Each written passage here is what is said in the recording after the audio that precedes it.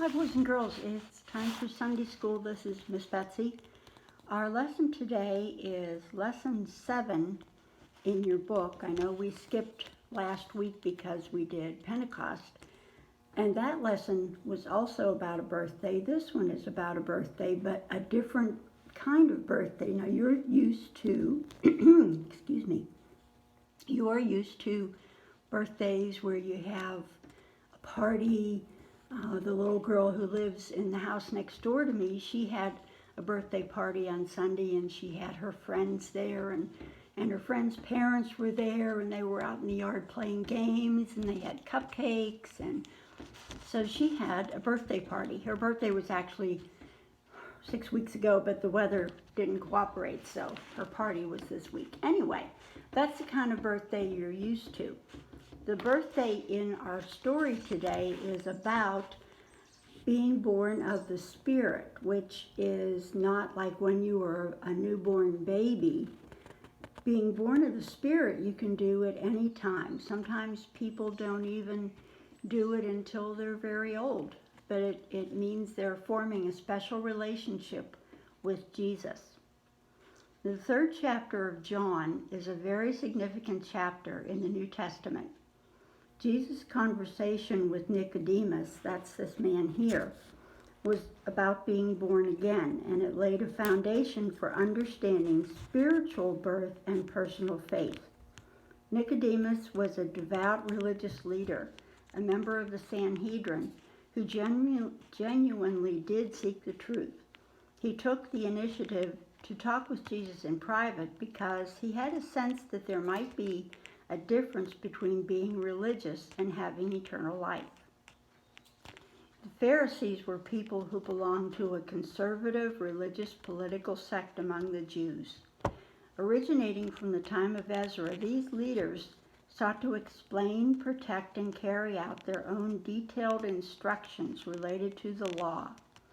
During Jesus' time, the Pharisees exerted much influence over Jewish public life. To them, strict adherence to the details of the law was of utmost importance. Outward observance was more important than inward faith. Does that sound right? No, it wasn't. They became obsessed with carrying out the details of the law while their own hearts grew calloused to God's word. Jesus was angry with this.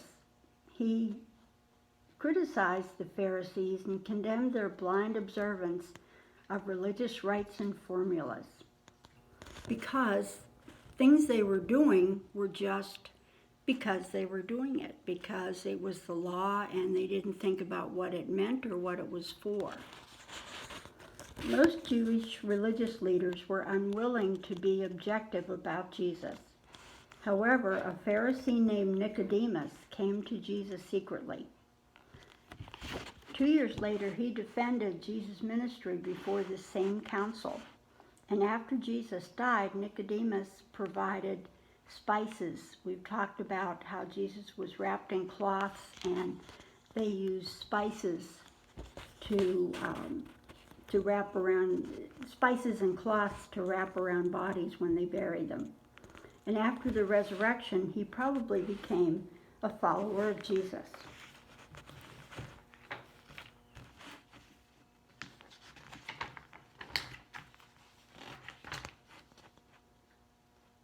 Sorry, I thought I had something marked here. Okay, so our story.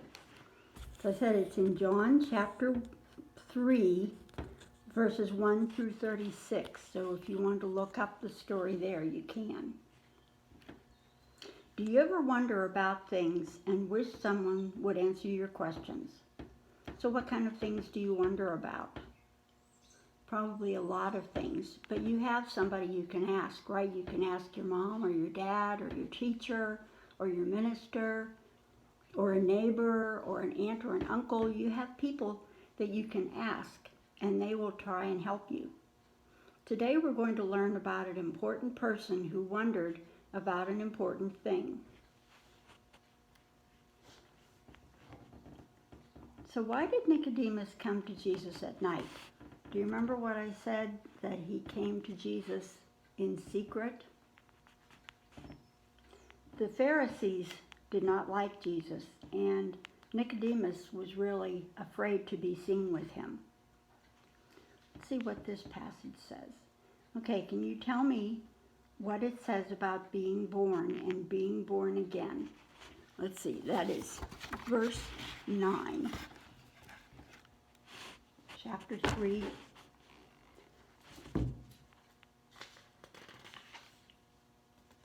Verse 9. Jesus answered, "Very truly I tell you, no one can enter the kingdom of God unless they are born of water and the Spirit.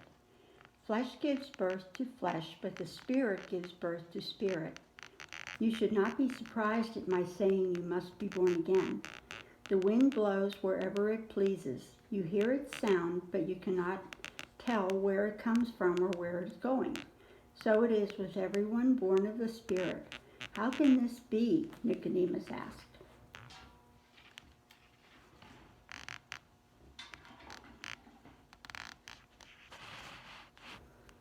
Okay, when you read the part about Moses lifting up the serpent in the wilderness, this was a long time ago. When God's people wandered through the desert, they began to complain against him. He sent poisonous snakes that bit some of them, and some Israelites died.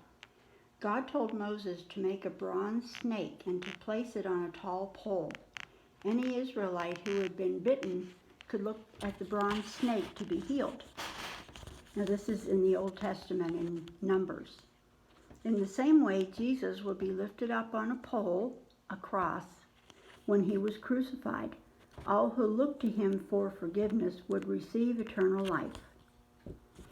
Okay, John 3:16. I think you know this verse. For God so loved the world that he gave his one and only Son, that whoever believes in him shall not perish but have eternal life.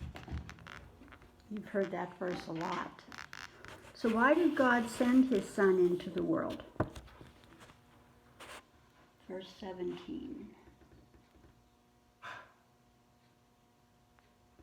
Verse 17. For God did not send his Son into the world to condemn the world, but to save the world through him. So what happens to people who believe Jesus is the Son of God? Verse 18. Whoever believes in him is not condemned, but whoever does not believe stands condemned already because they have not believed in the name of God's one and only Son. So do you think Nicodemus believed after talking with Jesus? Did Nicodemus get his questions answered? What do you think about being born again? I know that's confusing. It doesn't mean that you become a baby again, but you become a child of God. People came to John the Baptist and said that a man was baptizing on the other side of the river, and everyone was going to him. Those people expected John to be upset that someone was stealing his disciples. So how did John respond to this news? Look at verse 30.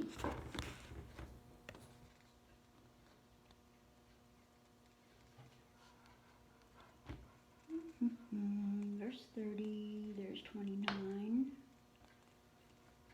He must become greater, I must become less. John the Baptist was humble and wise, and he understood his own purpose. John even repeated Jesus' words that whoever believed in Jesus has eternal life. Maybe it's time for some of you to take this important step. But the thing is, it's important that it's your step. Nobody can tell you that now you have to do it. You will take that step when you're ready. So let's read our story about Desai and Paul. Oh no, Paul heard his dad murmur from the top of the tall ladder when he was standing on. This doesn't look good. What? Paul called up to his dad. What doesn't look good? Paul had asked his dad for help after trying to climb the ladder to the treehouse for the first time this spring. The winter had been especially snowy, and it seemed like forever since Paul had been in his treehouse. But as soon as he put his hands and foot on the ladder, it had fallen apart. Mr. Shepherd climbed down the ladder he had brought from the garage. "I'm sorry, Paul," he said, "but the treehouse isn't safe to play in." "What do you mean?" Paul asked. He loved his treehouse. He would spend hours up there with his friends, pretending it was a secret hideout. Sometimes he would take a book up there and read, or even do his homework. "It's not safe?" "All the snow this winter made the wood rot," he said. "If you were to stand on the floor of the treehouse, it would probably do just what the ladder did, break apart." "Well, that would be really bad," Paul said. "What can we do? Should we paint it? Maybe it needs a few more nails or something." Mr. Shepherd shook his head. "It's going to take more work than that, Paul. If you want the treehouse to be safe again, we'll have to take it apart, throw the old wood away, and put it back together again with new wood." "You mean we have to build a whole new treehouse?" Paul asked. "Yes," said Mr. Shepherd. "How do we start?" Paul asked. That afternoon, Paul picked up the pieces of wood that Mr. Shepherd threw down from the treehouse as he took it apart. He had to be careful of the many nails that were sticking out of the boards. Some of the boards fell apart when he picked them up. That evening, Mr. Shepherd took Paul with him to the hardware store, where they bought new wood and a few supplies. Mr. Shepherd also bought a special kind of paint. "It will keep the wood from rotting," he explained. The next day, Paul's sister Susan helped Paul and Mr. Shepherd rebuild the treehouse. It took most of the day. When it was finished, Paul and his dad painted the wood with the special paint. "It will take a while to dry," said Mr. Shepherd when they were finished, "so let's take a break." They sat down in the sun, tired but enjoying the warm spring day. "It's not the old tree house at all," Paul said, looking up at his tree house. "That's right," Mr. Shepherd agreed. "You know, Paul, a lot of times we say that when a person believes in Jesus, he or she is born again. That tree house made me think of a person who has been born again." "Really, Dad?" asked Paul. "I'm not sure I understand." "Your tree house was falling apart because it was old and hadn't been taken care of," Mr. Shepherd continued. "But the new one is even better. The wood is new, the nails are strong, it's protected from the rain and snow. That's what happens to a person when they believe in Jesus. They're still the same person, but they're different. Everything about them has been made new." "That's cool," said Paul. He was thankful he'd chosen to believe in Jesus and had been made new just like his treehouse. "I'm glad I could help you rebuild your treehouse," Mr. Shepherd said. "I know that's a very special place for you." "Thanks, Dad," Paul said, giving his dad a hug. So when they built the new treehouse, the treehouse was born again. And that's what happens in your life when you are ready to give your life to Jesus. It's like being born again. Not like a baby, but a new you that has a special relationship with Jesus and with God. So in our book, let's see, page 25, Nicodemus, when Jesus was talking to him, he used a lot of opposites, like hot and cold and up and down, things that are opposite. So he used opposites when he described being born of the Spirit to Nicodemus. So you need to get your Bible out and look at John 3, 1 through 21, and here are the opposites. And in those Bible verses, it will tell you what the opposites are, what they mean, like, I don't want to give you a clue. I want you to look it up in the Bible. And then on page 26, and this is, if you don't want to fill this out right now, you can. This one is your physical birthday. When the day you were born of water, you were born to a family. You have physical brothers and sisters. When you have a spiritual birthday, that's a new date, born of the Spirit, I believe. It takes place in your heart, and you have spiritual brothers and sisters. For instance, when you become a member of the church, you have spiritual brothers and sisters. The other members of the church are your spiritual brothers and sisters. So that is on page 26. So just to finish up, last week when we made the when we made the treehouse, not treehouse because that was our story. When we made the windsock, I kind of had it all put together before I actually showed it to you, and so it was a little confusing. So I wanted to make another one and let you watch while we do it, because you can make this. I used the red and the white ribbons again. You can use any color you want. And I used 4 ribbons, but you can do as many as you like. Just remember to ask Mom before you start cutting ribbons, okay? So I put the ribbons together like that. Oops, sorry, you can't see that. Like paper, and I'm going to staple that together. And then I'm going to, I have a sponge with a hole in the middle already. So I'm going to put the ribbon through there. And I'm going to bring it underneath and match that piece to this piece and staple again. Remember, you can use as many ribbons as you want to and whatever color you want to. And then we want to be able to hang up our windsock. So we're going to put another length of ribbon through the hole, but like at the top.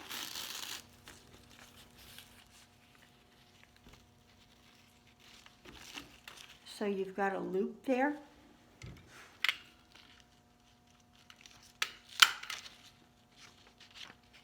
I did that kind of from the side. There. So there's the loop for hanging your windsock up. There's the piece in the middle, that's the sponge, and here's the ribbons. Now the one that I made last week, I took it home and I put it on my cross in my yard because I had the cross there from Ash Wednesday all the way through Easter, and I kept it up all the way through this past Sunday, which was Pentecost. So I had my red ribbons and my white ribbons on the cross so they would blow in the wind and celebrate the church's birthday. Okay, so, put my book. So boys and girls, that's kind of a short lesson today. Let's see. I've got an email there. Oh, we're up to 18 minutes. Okay, that's about the usual. Okay, next week we are going to learn how water fits into the Bible. In our next lesson, we're going to see how Jesus used water to explain the gospel to a woman in Samaria who was sitting at a well. And the Jewish people didn't normally talk to the Samaritans. They didn't like the Samaritans. But Jesus sat down and actually talked to her. And she was surprised, but she learned a lot. So that's what our story is going to be about next week. So let's fold our hands and say our prayer. Dear God, it's a privilege to learn about being born of the Spirit. May your Spirit blow where it pleases today in our classroom and in our homes, and may it please you to bring us all to the faith in your Son that brings eternal life.